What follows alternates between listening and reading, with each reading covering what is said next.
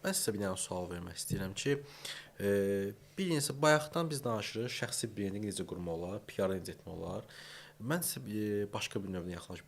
Bizə baxan bir şəxs olaraq düşünürəm ki, mən məsələn sizə baxıram, sizin məsləhətlərinizi qulaq asıram və mən deyirəm ki, mən PR marketinq üzrə və yaxud da ki, sizin kimi mütəxəssis olmaq istəyirəm. Hardan başlamalıyam?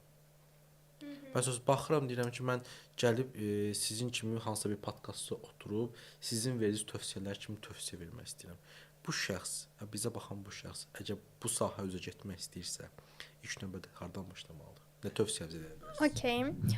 İlk növbədə bilməlidir ki, o PR sahəsi üzrəmi getmək istəyir, yoxsa marketinq sahəsi üzrəmi? Çünki PR və marketinq insanlar, yəni bayaq da eyniləşdirsək də əslində fərqli-fərqlidir. Məsələn, mən özüm PR-ın magistraturasını qurtarmışam Türkiyədə, ictimai əlaqələr və tanıtım üzrə. Mən marketinq üzrə bütün dərsləri almışam, amma mən özümə marketinq mütəxəssisi demirəm.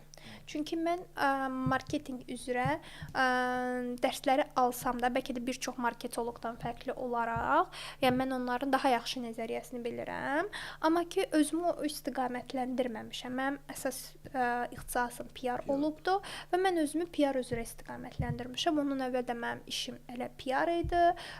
Özümü daha da yəni biliklərimi genişləndirmək üçün gedib magistraturanı oxumuşdum və təbii ki bu hamı gedib magistraturanı oxumaq kimi şansı olmaya bilər və ya oxumaq istəməz.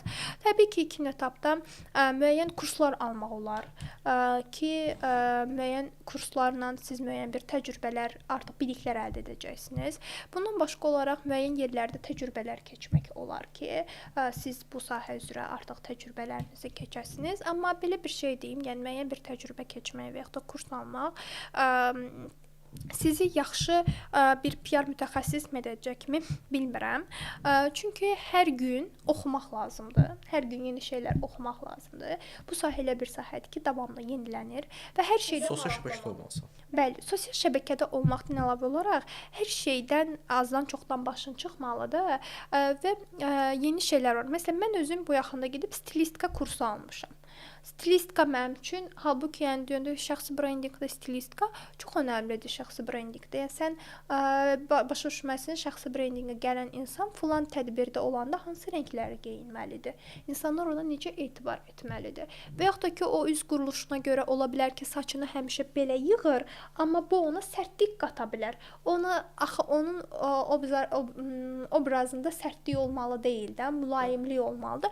Ona görə saçını tutalım belə açaraq mülayimlik yarada bilər. Və yaxud da ki, bir insanın qırmızı pomada həmişə çəkir, amma qırmızı pomada